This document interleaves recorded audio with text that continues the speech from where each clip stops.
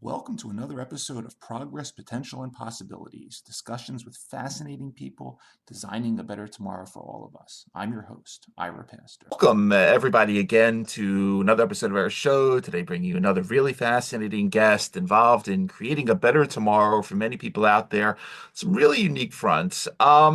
So we just came out of Alzheimer's Awareness Month in November, and as such, have the honor today of being joined by Sam Murray, who is a music therapist at Goodwin Living, which is a really interesting nonprofit senior living and healthcare organization. They're located in Northern Virginia. They serve somewhere around 2,500 older adults in the National Capital Region, including Northern Virginia, Washington, D.C., and Maryland, as well as something like 25,000 older adults across the nation who participate in their various health and specifically brain health programs. Sam and her team are exploring some really novel ways to help residents living with mild cognitive impairment or dementia connect through various music therapy programs. And, with, approximately about 7 million Americans facing Alzheimer's today and the eventual loss of communication that they experience, music therapy is becoming more and more acknowledged by experts as a viable way to connect with individuals where language is no longer enough, ultimately helping to reestablish comfort, connection. We're also going to hear about a really interesting new instrument that was developed in the Netherlands that Goodwin Living's Foundation recently invested in, called the Cradle, that helps translate physical touch into music, in essence, transforming patients' bodies into musical instruments for this really entirely new concept of communications and human interaction. Again, a lot of topics we don't normally touch on the show, but really excited to get into. Honored to have her with us. Sam Murray, thank you so much for taking time to come on the show. Yeah, thank you so much for having me. Yeah, awesome having you. Really looking forward to this discussion. I would love to start off, as we typically do, by handing you the floor for a little bit, just to talk a little bit more about you, who you are, your background, where you grew up, and a little bit of what got you into the whole area, into music therapy, and inspired you to pursue this career. I think that'd be a great way to get going. Yeah, absolutely. So I'm a board certified music therapist. I've been practicing in this realm for a little bit about 5 years now. I really, I've kind of focused in on dementia care and working with older adults as my specialty. Whenever I finished my training, I went into long-term care and skilled nursing, and kind of really found an interesting spot of music therapy within the medical realm. Music therapy as a profession is really growing, but a lot of folks really focus on working with individuals with intellectual disabilities, working in the medical era. So, kind of finding my niche within this, older adults and dementia care is kind of the direction I've been going in. I'm also a certified Alzheimer's disease and dementia care trainer. So part of that, I go and I talk to other medical professionals about how to interact with individuals with dementia, how do we connect with them, and how do we really make sure that we're providing the best person-centered care. As we learn more about dementia and as we get into more of the disability rights era, we want to make sure that we're treating everyone like an individual. We always say if you meet one person with dementia, you've met one person with dementia. So that's something I'm really passionate about. As far as music therapy is concerned, I've always been a musician. I've been singing since I was young. And I always knew I wanted to do something with music, but I needed it to do something to help others. It was when my great-grandmother was diagnosed with dementia that I really started to see how music kind of helped to connect people. As she progressed herself, she didn't always know what my name was or who I was. But she would always sing me a song. It's called I Love You, a Bushel and a Peck.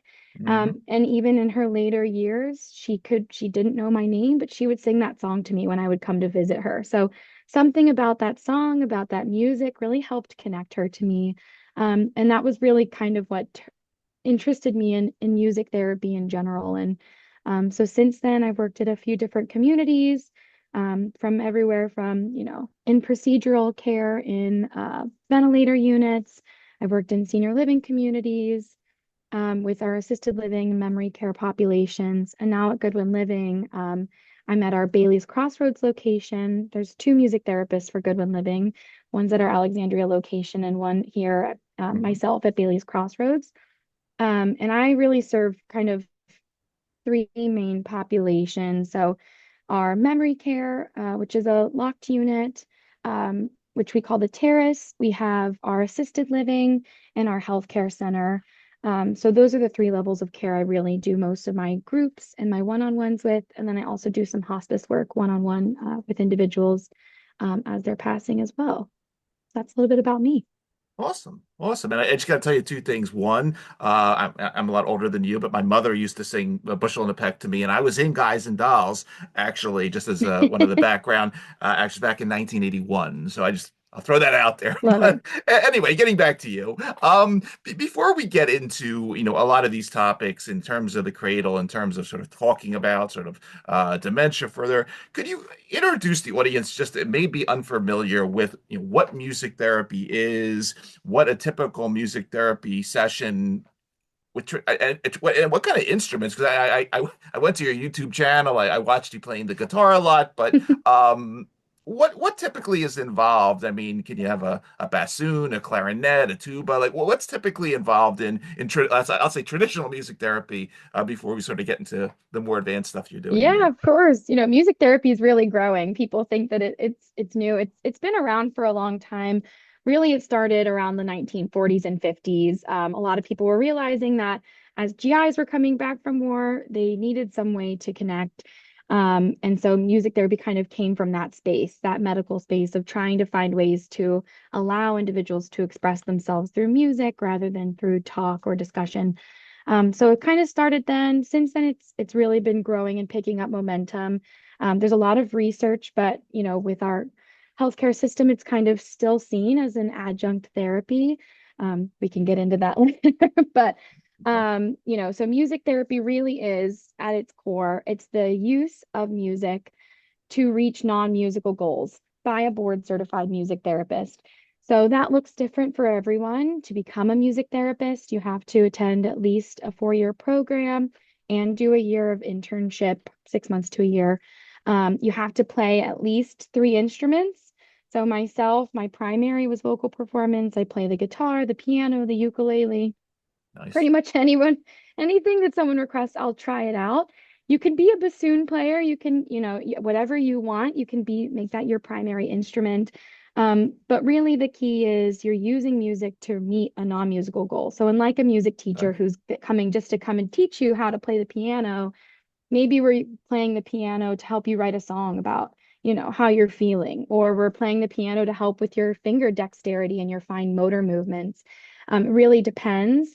Music therapy can really go over a wide course of goals, but every group is really goal oriented, depending on what population you're working with. So, for example, here, let's say a group in our memory care or our healthcare center, the goals we're working on really are reducing social isolation. So, Yep. getting people out of their rooms, getting them to come out, providing an opportunity for self-expression, talking about how they're feeling, all of the things that come with getting older, grief and depression, and talking about losing loved ones, things like that. And it could also be, something as light as just reminiscence. If we're talking about dementia, we really want to encourage people to use their brains and to continue that cognitive engagement. So reminiscing and thinking about things that they've done in the past, experiences they've had. So those are kind of some goals that we might work on. So we have to do that, there's different types of music therapy. There's receptive, there's recreative, expressive. So it could be For example, I do a lot of songwriting, so Okay. we could be doing some expressive music where we create a song together as a group to provide that group cohesion. Everyone plays an instrument.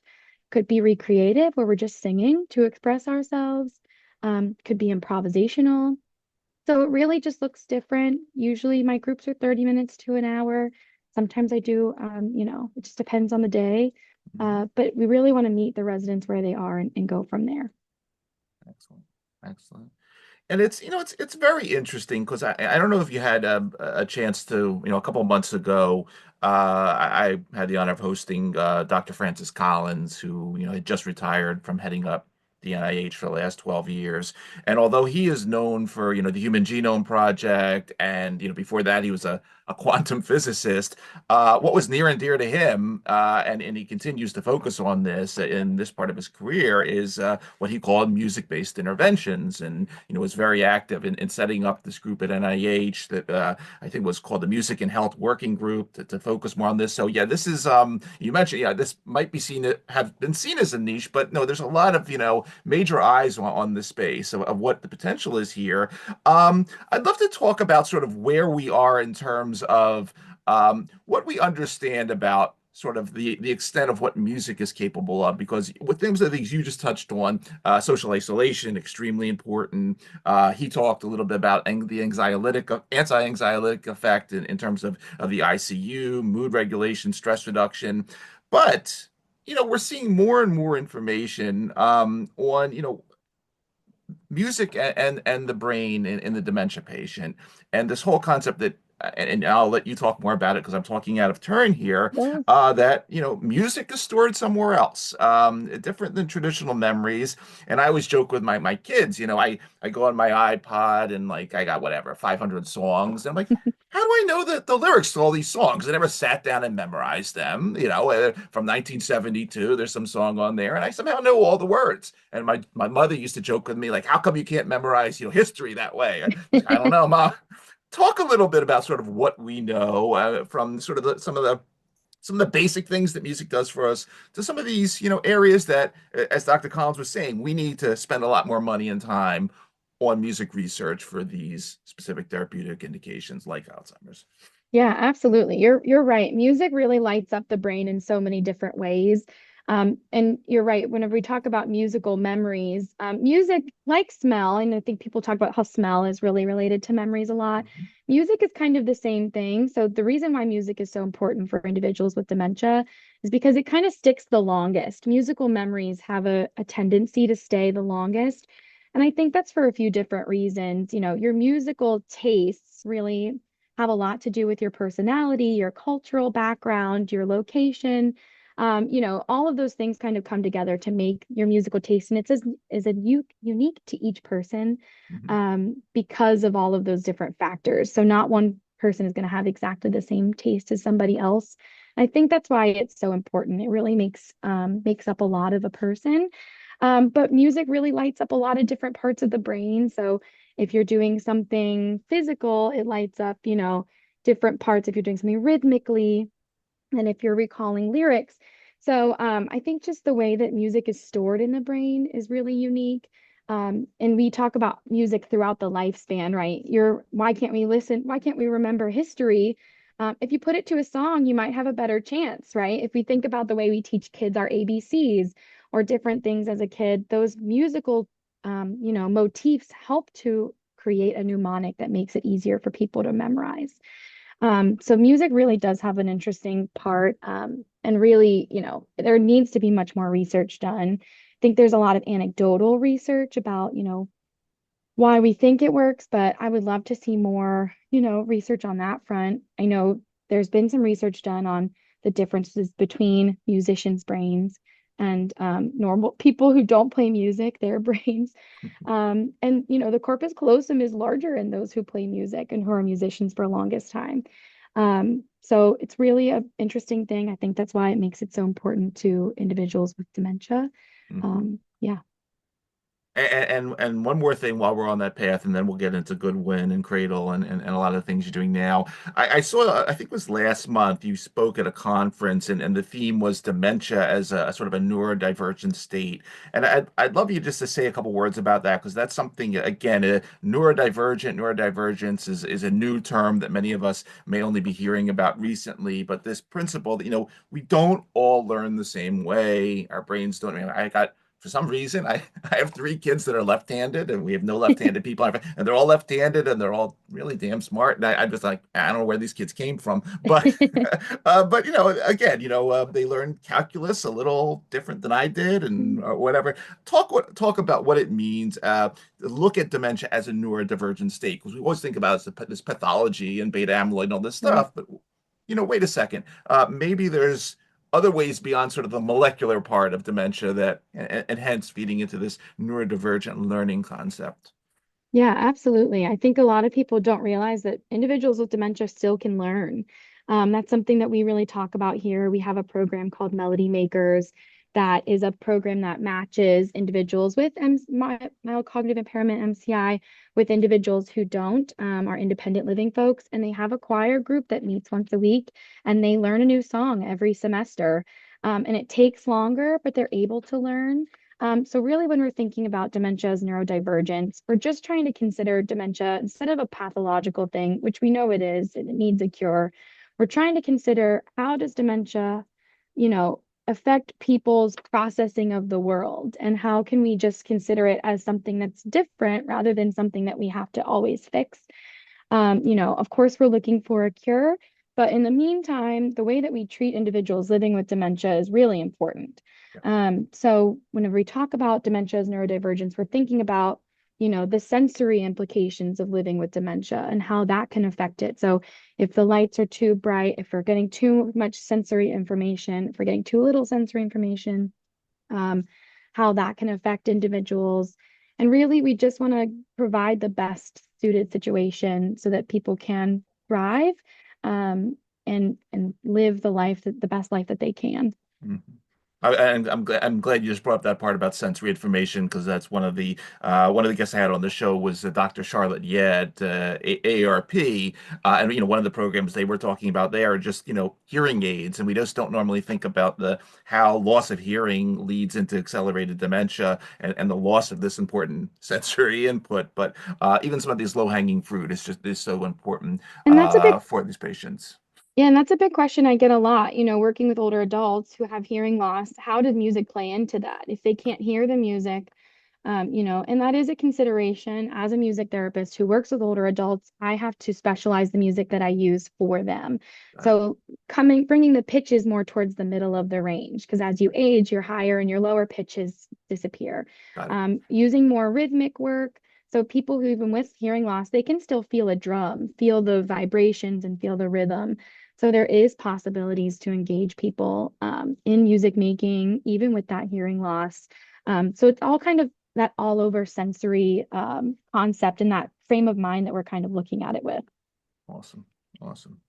Okay, so now again, thank you for laying the groundwork there. I really wanted Sure. to sort of, introduce Sam Murray to the audience and sort of lay the background here to where we're going to be going. But um, before we touch on Cradle, sort of reintroduce us to Goodwin Living, if you will, and then also because Goodwin Living has a foundation which invested in sort of the Cradle product. How to introduce us to the organization, but a little bit about how you found Cradle, and sort of what went on to you deciding, hey, this is an interesting, innovative service, and Yes. bringing it into the organization. Sure. So I'm really lucky. I've been in Goodwin Living for a little over 2 years now. Goodwin Living is a faith-based, not-for-profit healthcare organization. So we provide senior living options from independent living, individuals who just live in an apartment, all the way through the continuation of care. So that means assisted living, our skilled nursing, memory care, and hospice. We have a few physical locations. I'm in Northern Virginia here. We also have home-based services. So people who go out into the community and help people in their homes. So we're really branching out throughout the whole capital region. We have a foundation. Our Goodwin Living Foundation really helps to support both the staff and the residents who live here. So through the generosity of donors, we're able to support residents if they run out of funds by no fault of their own. They get to stay and the foundation will help support them. So if someone lives over to 100 and their retirement funds didn't quite get them there, that's a great thing. So they support them in that way. We have a lot of great staff development programs. We just had we have a new thing. It's a video called The Test. We offer immigration services or help with immigration for our team members. We provide funding for them to take their citizenship test. And that's a great program. So the foundation kind of does things like that. But for me, I'm very thankful for the foundation. The foundation funds my position. So all of my services to the residents are completely covered. That's very rare in this area in music therapy in general. Because music therapy is not covered by Medicare and Medicaid in some states, it's up to the private pay, right? People just have to pay the full rate if their state does not have state licensure for music therapists and is covered by Medicare and Medicaid. So that's not the case here. People can receive my services because of the generosity from the foundation. And then with that, they had some money set aside for innovations for the terrorists, our memory care folks. I heard about the Cradle from a fellow music therapist at our other building who had seen it in a conference. And she mentioned it to me. She sent this to me and said, I think this looks kind of interesting. What do you think? And I saw it, and I just think it really fit perfectly in a need that we were having here with our residents. Sometimes as people progress, they lose their ability to communicate verbally. Mm-hmm. So trying to find a way to engage individuals with music and with, physical touch and physical, things like that, it can be difficult. So the Cradle really kind of fit that need. And thankfully, we reached out to the foundation and they were able to fund it for us. And I feel very lucky. We were one of the first, I think, if not the first organization to have a Cradle in America, which is really special. So we were able to really try it out. It's been really popular in Europe. They've done a lot of studies over there. It was created specifically for individuals with dementia and individuals with intellectual disabilities. So that's kind of how we came about it. And then keep going on that because it's I guess what I literally thought about it as an instrument, but it's much more than an instrument. It's really sort of a conduit between lots of things, not just music, but as you were mentioning, touch, holding hands, stroking, tapping, and so forth. That all ultimately get translated in some fashion into some vibrio acoustic magic that happens. And Yeah. then again, take a little time with this, and we'll put a link, of course, to the Sure. organization and everything that's going on. But take a little time to walk through it and what a typical, I guess, Cradle session looks like, because it's done in a group as opposed to one-on-one. Walk us through a little bit of this. Yeah, so I have it right here. I can show you because I'm Awesome. a visual person. I like to There you show. go. So this is it right here. It looks kind of like a wooden football almost, I would say, is the closest thing. It's really nice and sturdy. It has two I want to say electromagnetic, but there's electric pads. So it can be used in a group. It can be used just one-on-one, but the whole concept is using touch to create music. Touch is just such a natural thing for humans, right? Mhm. We think about the importance of touch from birth, and that importance doesn't go away as we age. In fact, as we progress through dementia, touch becomes more important because it's a way to connect with your world around you. So providing an opportunity to create that connection is so important. Just, to help that person feel like they are still loved and cared for and connected. Oftentimes an individual with dementia, the only touch they might receive that day is just caregiving tasks. Yeah. And for someone who maybe is used to getting a hug or, holding hands with their spouse, that can be kind of isolating. So this is a really unique way to connect people. So it uses kind of a circuit system. So you can use it with two people and up. as long as those two people are creating a circuit and touching the instrument. So on either side of it, there's these electric pads. You Okay. put your hand on it, and then hold hands with somebody else, and they put their other hand on the other side of the instrument. And the way that you touch creates different sounds. So there's five different sounds or five different touches that you can do. So you can do rubbing, tapping, tickling. I think there's a kneading one, and maybe one more I'm forgetting. But depending on the way you touch that person, it makes a different sound, which Hmm. is pretty cool. You can do it in a large group. So I've done it in a group setting. I think I did it around a boardroom with like 20 people once, and it still worked as long as everyone was holding hands. So the science behind it is really just based off of that circuit. But practically, the way that we use it in a few different ways. I love to provide it for individuals and their loved ones. So we have a few folks who live with us in our memory care, but have spouses who live on other levels of care. Hmm. And when you're dealing with a difference in cognitive abilities, a difference in communication abilities, it can be really difficult for people to know how to connect with their loved ones still. If they can't talk to you or they don't know, the circumstances in which they are, it can be really difficult. We always tell people to live in that person's reality, right? So you're not telling people, no, you're wrong. You're living with them, but that's, easier said than done. But the cradle kind of gives an opportunity for connection and, communication in a way that's purely touch based. They're able to create music just by the way they hold hands or touch each other's face. It makes different sounds and things like that. So I've seen it with an individual and their wife. They came in, she comes to visit very often, but sometimes maybe they don't know what to talk about or what to do, but they've been able to use the cradle together and just sit and hold hands and create music and talk about it. The cradle itself has 18 different sounds. Some Mm. of them are classic, like piano or violin.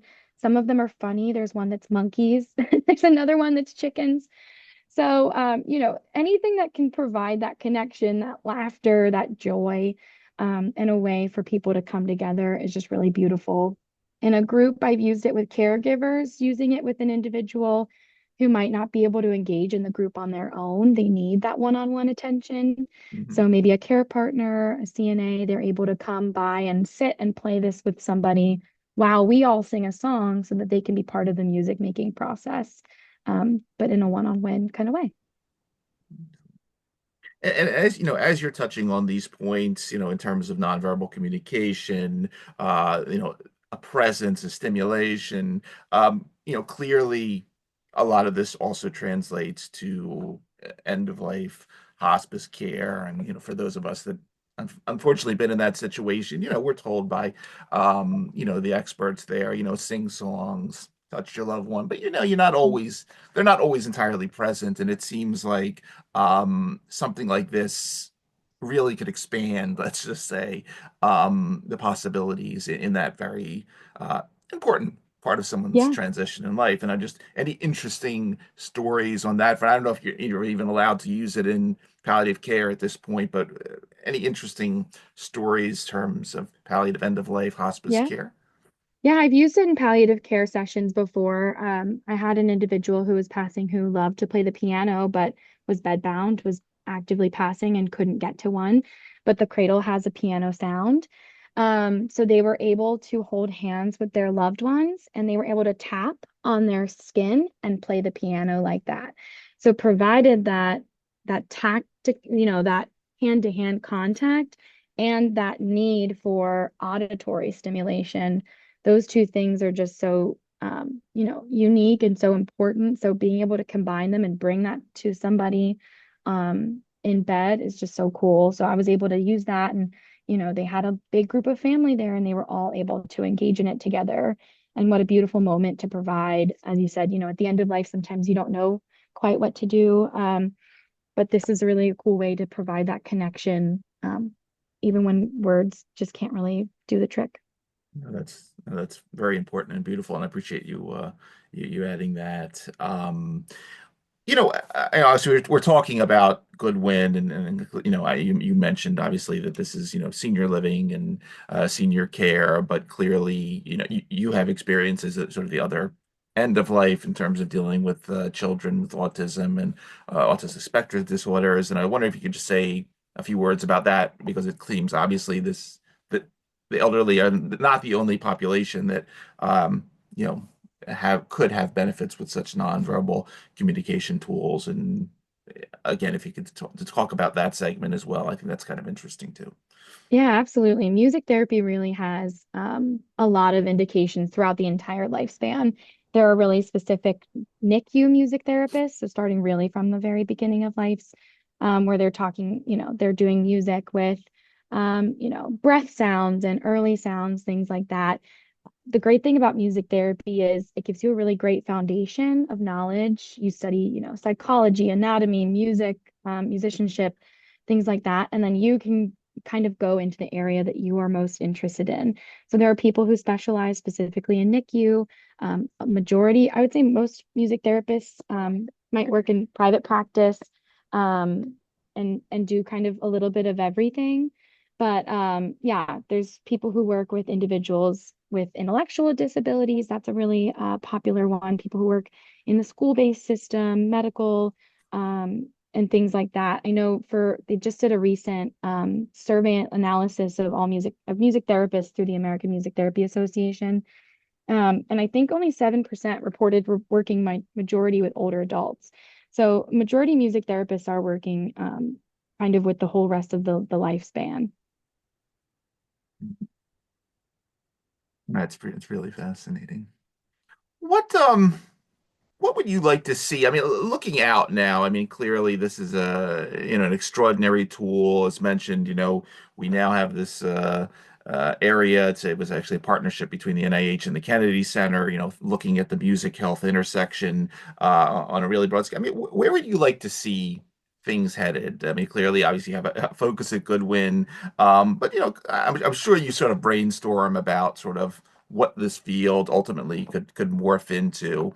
It's not a niche, right? It's not, and No. it's not going to be a niche anymore. What's some of the emerging trends? What excites you looking out in the coming years? Where's this all going? I think there's tremendous potential here, and with the right funds and focus behind it, I think it can go in a lot of different directions. But love to hear your future visions while we have you today, Sam. Yeah, absolutely. I've got a lot of future visions. I think there's so much opportunity for music therapy and just the use of music for therapeutic benefit for really everyone. I think I'm excited. There's been a lot more research and more kind of public knowledge coming out. There's been two big books. Renee Fleming's a really famous opera singer. She Yep. just came out with a book called Music in the Mind, and she Hmm. talks about music therapy and other creative arts therapies.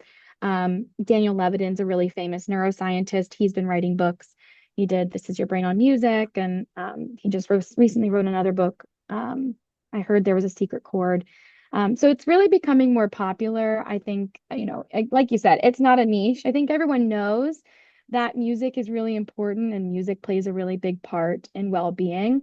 But I think the main key is just getting it out to the people. I feel very lucky that I'm fully funded through our foundation. But I think music therapy just needs to be more accessible. I think part of that comes with licensure. We have a national license, but not every state has licensure for music therapists. So Hmm. that's not always protected, right? Anyone could walk out and call themselves a music therapist if there's no Right. legislature involved to protect that title. And then with that comes, funding, right? If you can get licensure, then you can be reimbursed by Medicare and Medicaid. And then those things can really help with individuals accessing these really vital services. And I think that's my hope for the future is that it is seen as less of a luxury and more of an understanding of that this is really vital and this helps engage people in a way. There's a lot of need for non-pharmacological, engagement and Yep. services for people throughout the lifespan. Yep. So that's my hope for the future. Of course, more research is always good too. I think anecdotal knowledge is really great, but getting more research, getting more funding to understand why music works the way that it does would just further back what we already know. Right.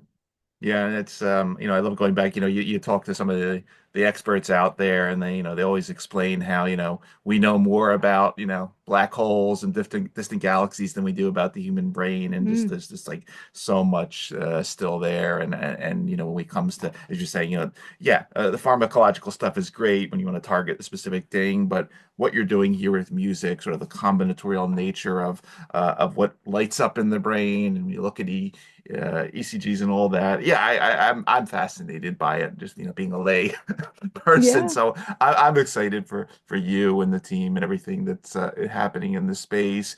What else should we be on the outlook for as we get to 2025 in terms of Goodwin, the programs?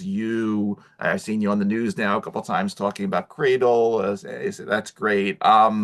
Anything else on the calendar that we should know about while we have you today, Sam? But it's a really exciting discussion. Well, you know what? I'm just wrapping up 2024. But I think we're just really happy to be able to share, the generosity from the foundation that we're able to come up with these innovations. The Cradle's not the only one.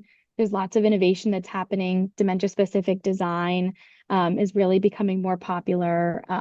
People are really thinking about how to engage individuals and how we can do that, through technology and things like that. So definitely keep an eye out for that. And of course, I know Goodwin Living's always looking for kind of the newest thing to help our residents. So I'm sure there'll be something to look forward to.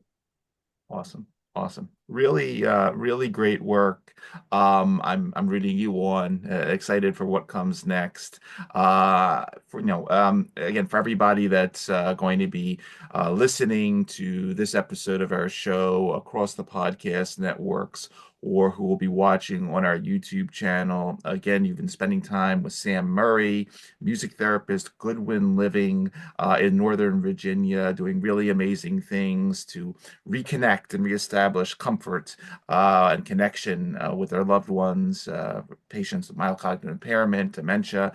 Sam, again, I want to thank you for taking the time to come on the show today, talk to us for a little while about what you're up to.